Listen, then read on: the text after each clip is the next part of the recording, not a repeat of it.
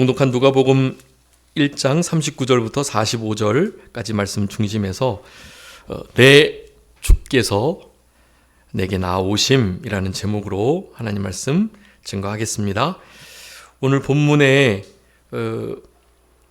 43절 말씀을 통해서 제목을 붙들었는데요.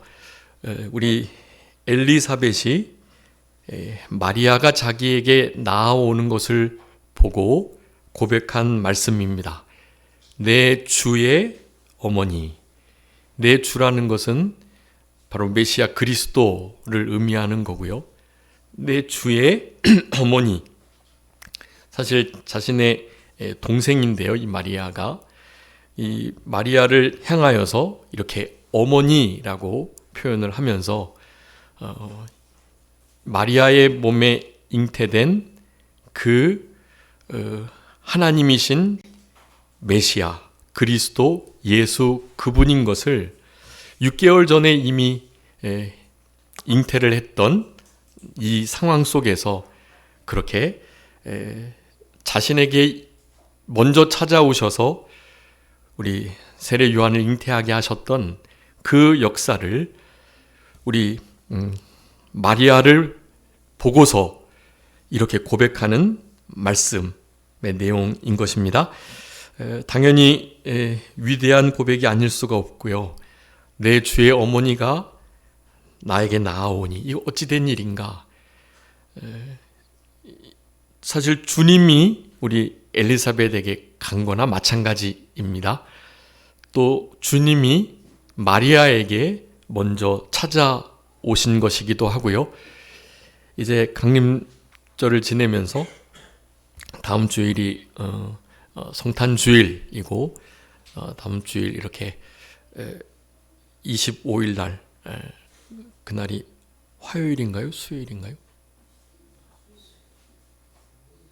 이 성탄절이 성탄절 목요일이죠.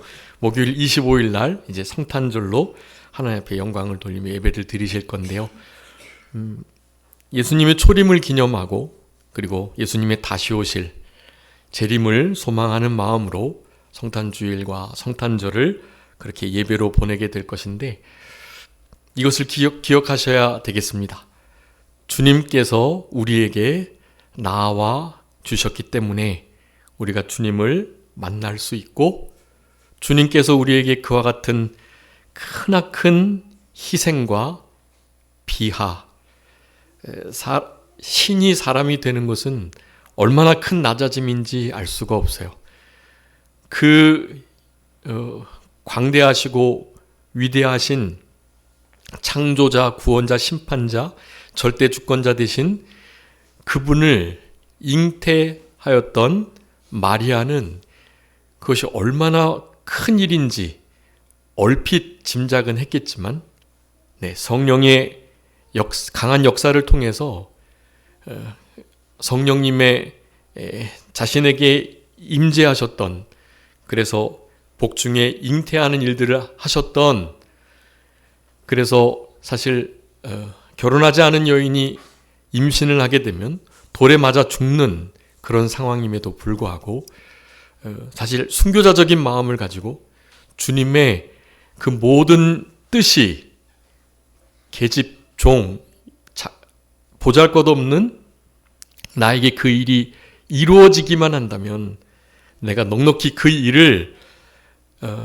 감당해내면서 그리고 나에게 그 일이 이루어지이다 고백하면서 그 목숨을 건 그렇지만 영광스러운 주님의 잉태에 복된 사역에 자신이 도구로 쓰임받는 것에 대해서 기꺼이 믿음으로 반응했던 우리 마리아였던 것이고 그 마리아를 본 엘리사벳은 이렇게 고백하지 않을 수가 없었던 겁니다. 내 주의 어머니께서 나에게 나오는도다.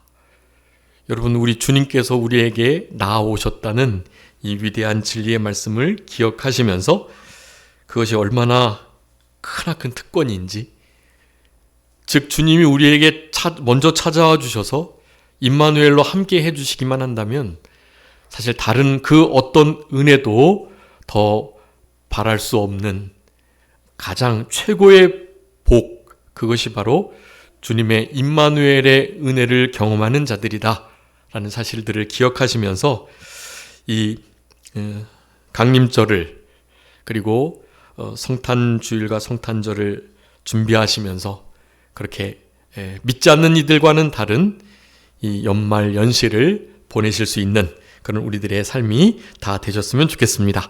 오늘 본문의 말씀을 통해서 세 가지 귀한 진리를 이렇게 찾아볼 수 있겠는데요. 주보에 기록해 두었으니까 함께 보시면서 말씀을 상고하겠습니다. 첫 번째 우리가 기억해야 할 중요한 진리입니다. 하나님께서 먼저 우리들을 찾아오셨다라는 것입니다. 엘리사벳에게도 마리아에게도 그렇게 먼저 하나님께서 찾아오셨어요. 천사들로 나타나셨지만 하나님의 뜻을 명확하게 대언했던 그 천사 여호와의 사자 하나님이라고도 할 수 있는 것입니다. 하나님께서 찾아오신 거예요. 그들에게.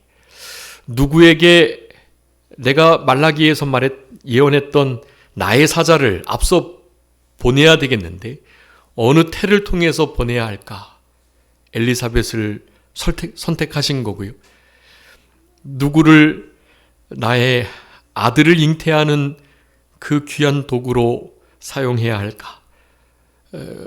누구를 택해야 어린 아기 예수를 잘 기를 수 있을까 생각하면서 우리 마리아를 하나님께서 택하시고 그렇게 찾아오셨던 것입니다. 여러분 지금 이 자리에 이렇게 계신 것도 이제 우리가 우리의 신앙을 따라서 우리가 자유의지를 사용해서 우리의 발로 이 자리에 오시긴 했지만 그렇게 될 수 있었던 이유가 있죠. 네, 그것은 다름이 아닙니다. 주님께서 먼저 우리를 찾아와 주셨기 때문이라는 거예요. 여러분 그것을 잊으시면 안 됩니다. 주님이 먼저 우리를 찾아와 주셨고 만나 주셨고 우리에게 은혜를 쏟아 부어 주시기로 그렇게 예정하셨던 것입니다. 그러니까 우리는 그 은혜를 지금 이렇게 누리고 있는 것이고요.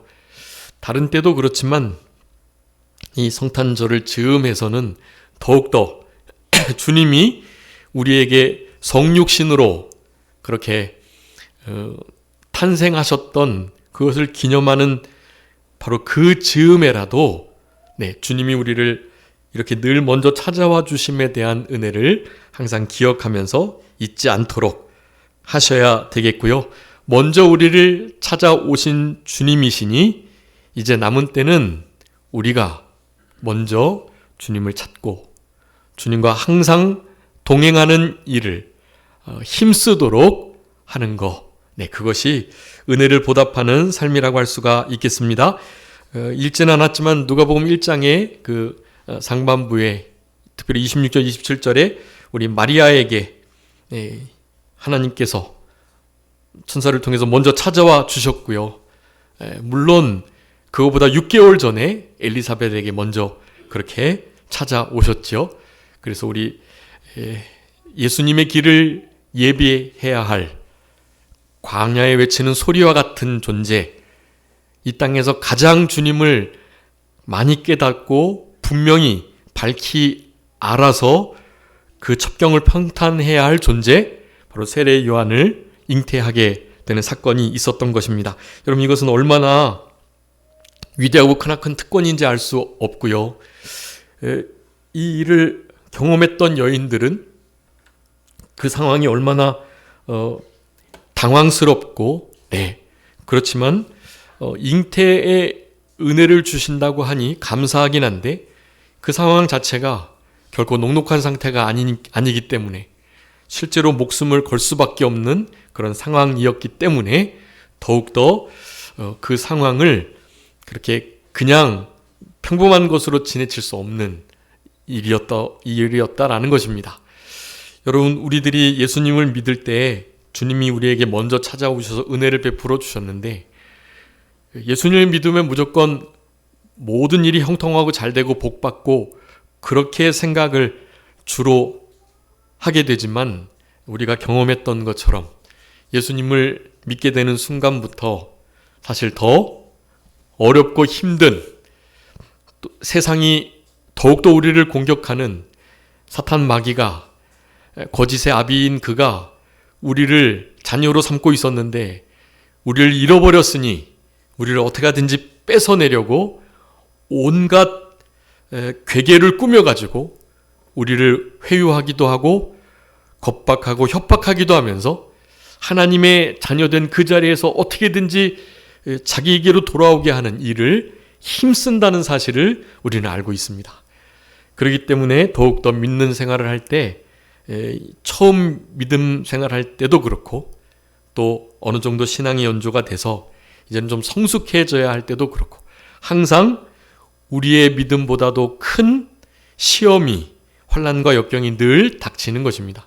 그 환난과 역경의 종류가 강압적이고 폭력적인 것이기도 할 뿐만 아니라요, 사실 죄를 즐기게 만드는, 세상에 물들어서 세상에 취하게 만드는 온갖 사탕발림을 통해서 미혹하고 유혹하는 그것에 타협하고 그저 양보하면서 그것이 더 믿는 것보다 좋아지게 만드는 그런 회유책을 쓰기도 하는 것입니다. 다 고난들이에요. 다 역경들이고 우리는 그것을 믿음으로 잘 통과하셔야만 하는 것입니다. 주님이 먼저 우리에게 찾아오셨으니 모든 것이 형통하고 잘 되는 것 아니고 도리어 우리 주님을 세상이 미워하고 십자가에 죽게 하셨으니, 사실 예수님의 그 발자취를 따라가는 참된 제자들은 예수님이 가셨던 그 고난의 길을 가게 돼 있는 거예요. 그래서 그 고난의 역사 속에 믿음을, 전심을 다 기울이고, 빌라델비아 교회 계시록 3장에 8절에 말씀하죠. 우리의 적은 능력, 그 적은 능력은 우리의 모든 능력을 가리킵니다. 적은 능력을 온전히 100% 기울인 다음에, 사실 그래도 우리가 이길 수 없는 시험이거든요. 그래서 주님의 도우심을 구하는 겁니다. 주님께서 내가 100% 나의 모든 신앙, 나의 전인격을 마음, 뜻, 힘, 지혜, 정성, 목숨 다 바쳐가지고 그렇게 이 시험을 이겨내려고 힘을 쓸 테니까 주님께서 좀 도와주시기를, 주님의 그 자비와 사랑과 긍휼에 호소하면서 그렇게 기도하면서 시험을 이겨낼 때 실제로 승리할 수가 있게 되는 거고요. 안 그러면 100% 넘어지게 돼 있습니다. 신앙을 양보하고 우리의 진리를 다른 그 무엇에 타협하게 되는 결과를 가져오게 되는 겁니다. 마리아와 엘리사벳에게도 그랬어요. 주님 먼저 찾아오신 그 일이 결코 행복한 길이 아니었던 것입니다. 세상 입장에서 볼 때는 돌을 들어서 죽일 수밖에 없는 그런 상황이었다라는 사실을 기억해 주시고, 이제 물론 엘리사벳은 결혼을 한 이니까 그렇지만 아이를 도체 하나님께 주시지 않았기 때문에 세례 요한을 준 것을 하나님이 이제 나에게 은혜를 베풀어 주심을 나타내는 그 증거로 그렇게 신앙 고백을 하긴 했지만요, 특별히 마리아에게는 더욱더 그래요. 그리고 엘리사벳도 노산이라 아이를 잉태할 사실 여력이 없을 수 있는데요, 왜 두려움이 없었겠어요? 여러 가지 어려움이 있는 겁니다. 여러분, 주님이 우리를 가까이 하시고자 할 때 사탄 마귀는 더 가까이 해서 우리에게 시험과 근심, 염려거리를 반드시 준다. 그것을 기억하시고 그것이 그냥 너무나 당연하다고 여기셔야 돼요. 1 더하기 1은 2가 되는 것처럼 성령 충만해서 주님과 더욱더 깊이 교통하고 우리를 찾아오신 주님을 내치지 않고 주님과 더 깊이 교통하고 동행하고 살아가려고 힘을 쓰시면 사탄 마귀는 더욱더 교묘하게 우리를 하나님께로부터 멀어지게 하려고 수단 방법을 동원한다 라는 사실을 기억하시면서 그렇게 지내셔야 할 것입니다. 그 엘리사벳이 주의 어머니 우리 마리아를 자신을 먼저 찾아온 나의 주의 어머니를 그렇게 영접하는 이 장면을 통해서요. 여러분, 어떤 혈연으로 연결된 그런 영접이 아닌, 사실 그 가족들이 집안 원수가 말세의 집말이 된다고 그러고, 또 선지자도 고향에서 대접을 받기가 어렵다고 하지요. 진짜 복음에 합당한 생활을 하면서 빛과 소금 역할을 감당할 때 사실 모든 허물을 알고 너무 가까이 지냈던 가족들로부터의 어떤 인정을 받는 것은 사실 더 어렵습니다. 훨씬 더 어려운 거예요, 그게. 그런데 우리 엘리사벳은 마리아를 대하여 그런 태도를 취하지 않았다라는 것입니다. 마리아의 그 모든 자기를 방문했던, 기쁨으로 방문했던 그 모든 역사를 믿음으로 반응을 한 것입니다. 영접할 때 그냥 영접한 게 아니에요. 주님을 영접한 것이고 주의 어머니를 영접한 것으로 그렇게 성경은 우리에게 말씀해주고 계시는 것입니다. 여러분, 그래서 이런 마리아와 엘리사벳의 신앙을 우리도 본받고, 주님이 그래서 이렇게 말씀하시죠. 결국 우리는 주님께서 우리를 먼저 찾아주셔서 우리에게 나와 주셨기 때문에, 보라, 세상 죄를 지고 가는 어린 양이로다. 우리 세례 요한에게 우리 예수님께서 나오시는 것을 세례 요한이 보고 그런 고백을 했던 거예요. 세례 요한에게 우리 예수님께서 또 한 번 나오셨습니다. 세례 요한을 뵈고 있던 엘리사벳에게 예수님을 뵈고 있었던 마리아가 나아왔던 것처럼 늘 나아옴의 역사, 먼저 찾아주시는 그 은혜로운 역사가 있을 때, 우리의 삶이 제대로 그렇게 운영되어 나가고 있게 되는 것입니다. 우리 이사야서 62장 12절 한번 읽어봐 주세요. 이사야서 62장 12절 많이 찾았던 말씀인데요.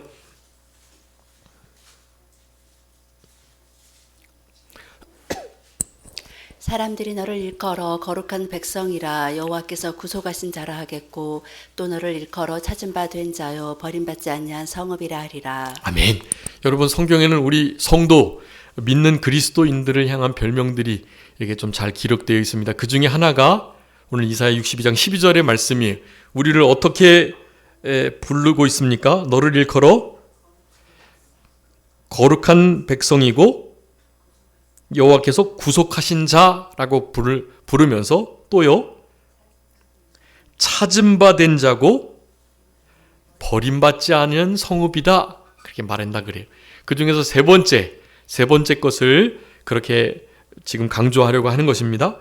우리는 찾은 바 된 자다라는 거예요. 여러분, 누가 우리를 찾아와주고 우리를 발견해주면 얼마나 좋겠어요. 누군가가 나의 이름을 불러줄 때 비로소 존재가 되는데요. 그런 시도 있죠. 진짜 우리의 그 꽃향기와 진정한 의미에서의 그 꽃이 되기 위해서는 그 꽃의 이름을 불러주는 자가 있어야만 꽃이 되는 것이, 그것이 일반적입니다. 주님이 먼저 우리를 찾아와 주시는 이 은혜가 있음으로 인하여 우리의 존재가 실제로 가치를 갖는 겁니다. 주님이 찾아오시지 않는 존재들이라고 한다면 죄송하지만 그저 지옥 구덩이에 들어가서 영원한 하나님과의 분리, 그 형벌을 받으며 지낼 존재들일 뿐인 거예요.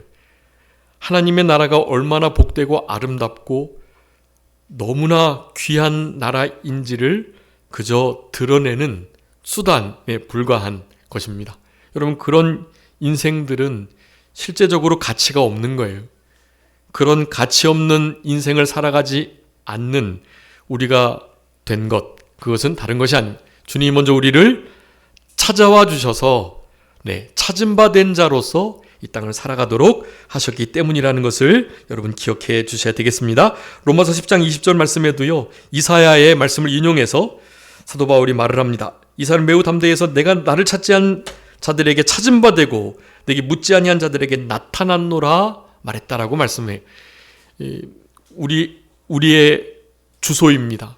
우리가 원래 아무도 찾아주지 않았고 아무도 우리의 이름을 불러주지 않았고 그런 우리들인데 우리 주님께서 우리를 이렇게 찾아와 주신 은혜를 감사해야 합니다.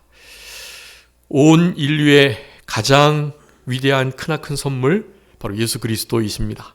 모든 이들에게 주어진 거예요. 예수 그리스도의 그 아름답고 복된 이름이.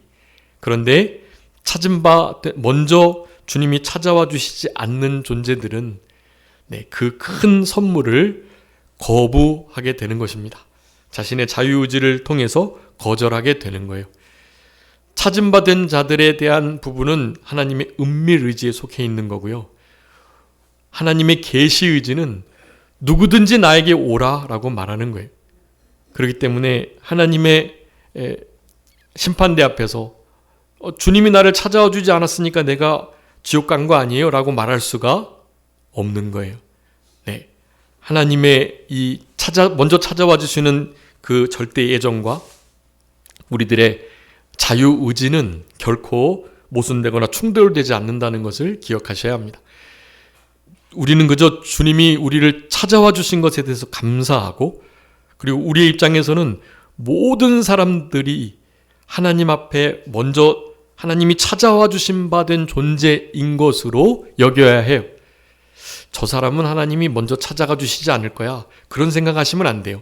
그런 판단 내리시면 하나님의 징계를 받습니다. 구원에 관한 어떠한 판단도 우리는 내려서는 안 돼요. 우리는 우리 주변에 있는 하여간 모든 사람들은 믿기로 작정된 자들인 줄 알고 저들을 향해서 복음을 전해야 해요. 그리고 진짜 하나님께서 택한 백성이라면 우리의 복음을 듣고 믿게 되죠. 그렇지 않다면 지옥 가게 되는 것이고요. 그것은 하나님께 맡겨야 될 일이고, 우리는 모든 이들이 우리 주변에 내가 보고 만나고 부딪히고 지나가고 하는 모든 생활권 안에 있는 이들은 믿기로 작정된 자들인 줄 알고 저들의 영혼을 위해서 기도하면서 복음을 힘써 전해야 합니다. 말로만이 아니고 우리의 태도로, 또 사랑의 빚을 지우면서 그렇게 복음을 전하셔야만 하는 것입니다. 여러분, 우리 주님께서 먼저 찾아와 주시는 분이신데요, 찾아오신 그런 하나님의 뜻은요, 이제 늘 하나님께서 찾아와 주실 수 있는 존재로 이 땅을 살아가라고 요구하고 계세요. 여러분, 그게 중요합니다. 주님이 먼저 우리를 찾아와 주셨으니 이제 끝이 아니고요, 늘 주님께서 우리를 찾아주시고 신방해 주시고 돌보아 주시고 은혜를 베풀어 주시고 주님의 그 선한 도우심의 손길이 머물 수 있는, 눈이, 마음이 함께 머물 수 있는 그런 존재들로 살아가도록 하나님은 우리에게 요구하시는 거예요. 성탄절과 성탄주의를 그렇게 준비하셔야 됩니다. 하나님의 입장에서 볼 때 하나님은 우리에게 이렇게 먼저 찾아와 주세요. 그냥 그것을 그래서 은혜라고 말합니다. 우리의 무슨 자격이나 공로, 조건이 있어서 그런 게 아니에요. 그냥 찾아와 주시는데, 찾아와 주셔서 주님과 관계가 형성된 우리들에게는 하나님께서 그 다음부터 요구하시는 게 있습니다. 다른 게 아니라 항상 주님과 동행할 수 있는 컨디션을 유지하라고 말하는 거예요. 그래서 주보에다 그걸 좀 기록해 두었습니다. 여러분, 하나님께서는 이런 자들을 찾아와 주시고 신방해 주시고 돌봐 주시고, 즉 은혜 베풀어 주신다라고 말씀하는 거예요. 은혜를 사실 사모하는 마음, 은혜를 기뻐하는 마음을 달라고 우리는 항상 사실 기도 드려야 합니다. 그래서 그 은혜를 어떻게든지 받고 은혜 속에서 은혜를 누리며 살아가도록, 물고기가 물을 떠나서는 죽는 것처럼 우리가 은혜를 떠나서는 한순간도 살아갈 수 없는 줄 알고 주님의 은혜를 사랑하고 기뻐하면서 그렇게 그 은혜를 받아 누리도록 주님께서 이렇게 먼저 찾아와 주시는 그런 우리들이 될 수 있도록 힘을 쓰셔야 하는 거예요. 그런 것을 성화라고 말합니다. 그 성화의 핵심적인 역사가 바로 은혜가 머물 수 있도록 하는 것, 성경에서는 그 은혜를 이런 자들에게 주신다라고 말씀하고 계세요. 거기 노란색 형광펜으로 이렇게 써 두었으니까 여러분 잘 기억해 주시기 바랍니다. 여러분, 하나님께서 어떤 자에게 은혜를 첫 번째로 주시나요? 네, 겸손한 자입니다. 뭐 다른 거 다 잊어버리셔도 요거 하나만 일단 기억해 주세요. 여러분, 겸손한 자에게 하나님이 은혜를 쏟아 부어 주세요.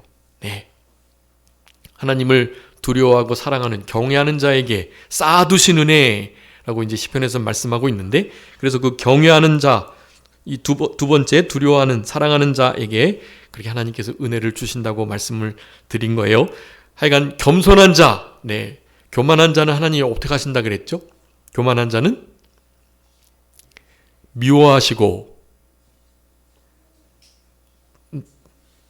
싫어하시고 그리고요, 네, 물리치시고 비웃으시고 마지막으로는요, 대적하시고. 여러분, 하나님이 대적하시는 날에는 진짜 큰일 나는 겁니다. 하나님의 대적을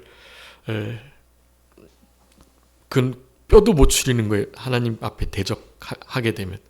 여러분, 교만은 그냥 무조건 하나님의 이 멸망의 진노를 피할 수가 없는 겁니다. 그러니까 그냥 하나님의 진노를 피하기 위해서라도 겸손하셔야 해요.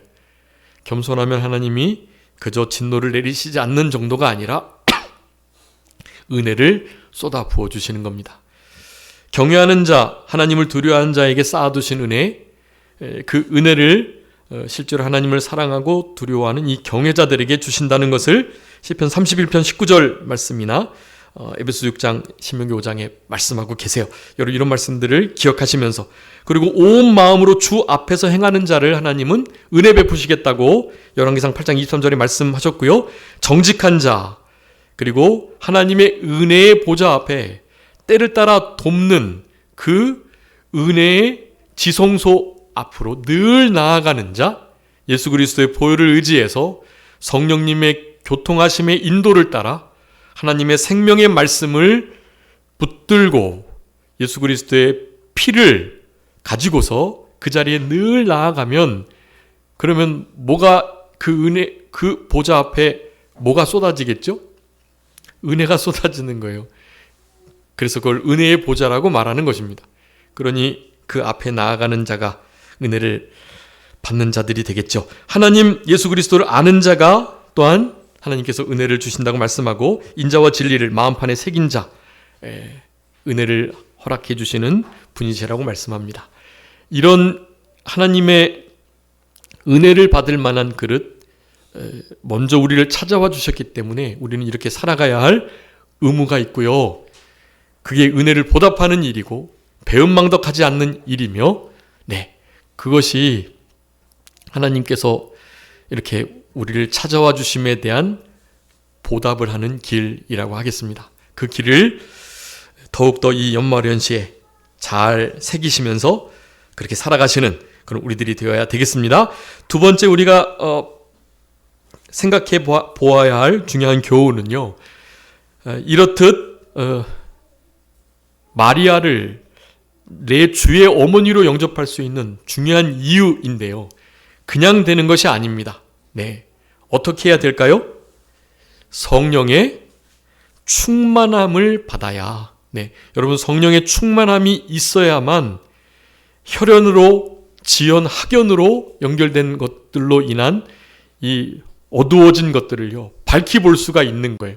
네, 성령 충만이 사실 우리 성화와 성령이 충만해야 겸손해질 수도 있는 거거든요. 그래서 사실은 성령 충만이 우리 신앙생활에 가장 중요하고 또한 기본이 되는 일이라고 하겠습니다. 뭐 산에 올라가 가지고 나무 뿌리를 뽑아야 성령 충만이 아닌 것을 여러분 잘 알고 계시죠.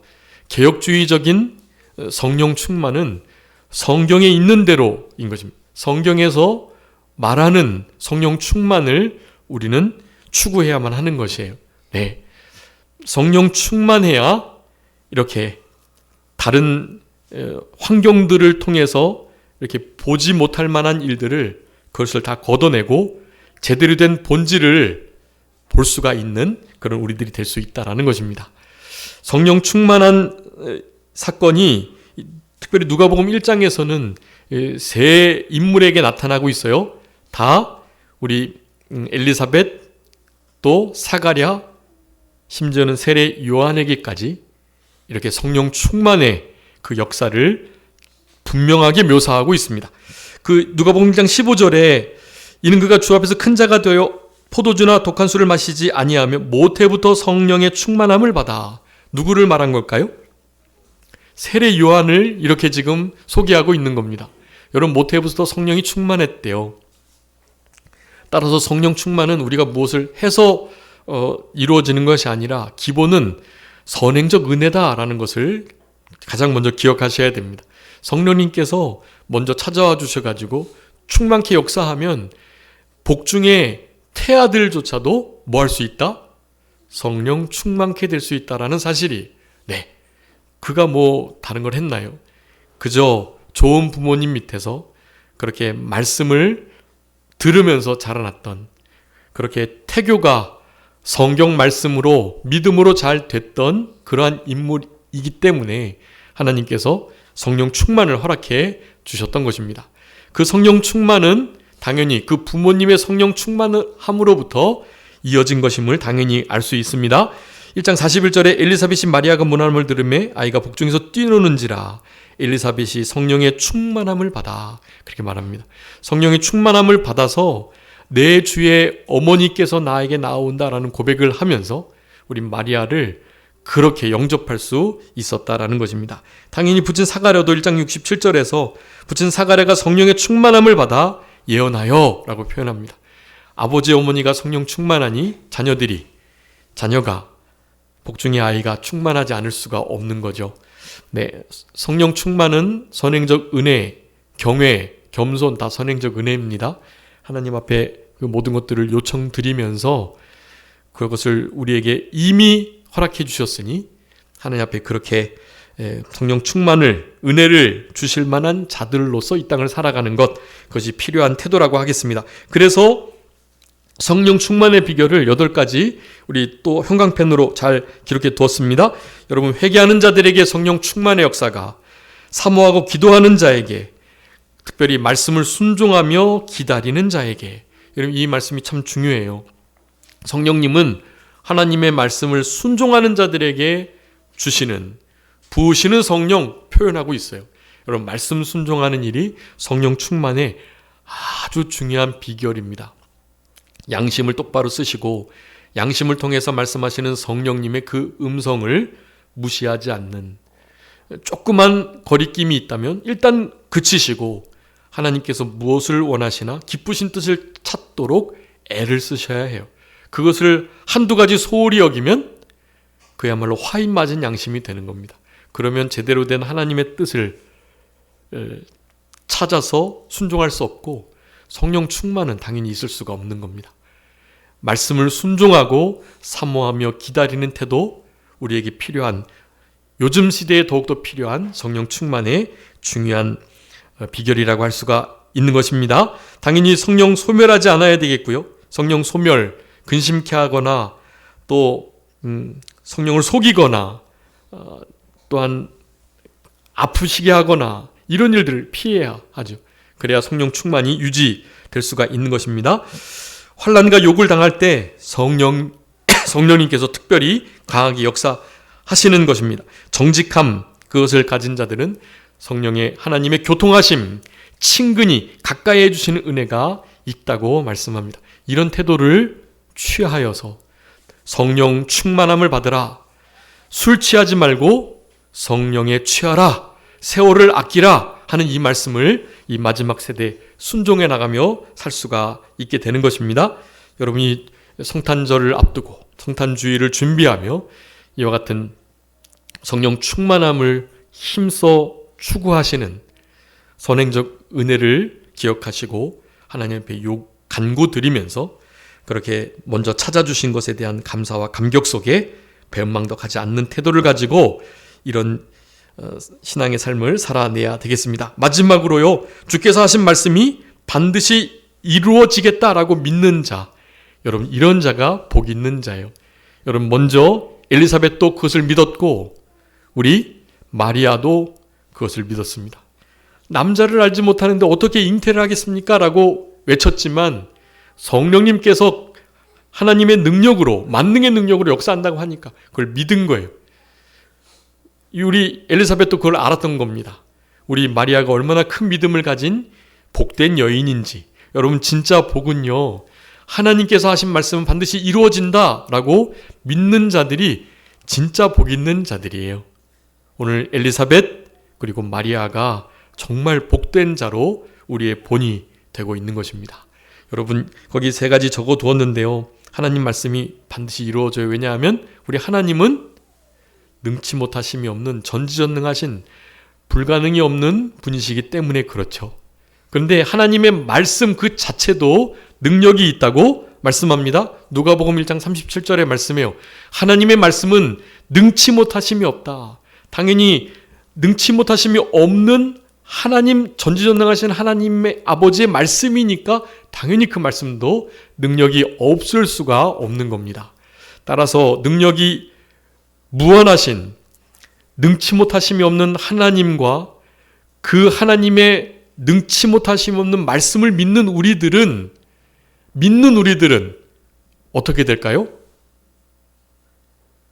능치 못하심이 없는 하나님과 능치 못하심이 없는 하나님의 말씀을 믿는 우리들은 어떨까요? 네, 이 말씀 읽고 마치죠. 마가복음 9장 23절. 마가복음 9장 23절입니다. 잘 기억해 주세요.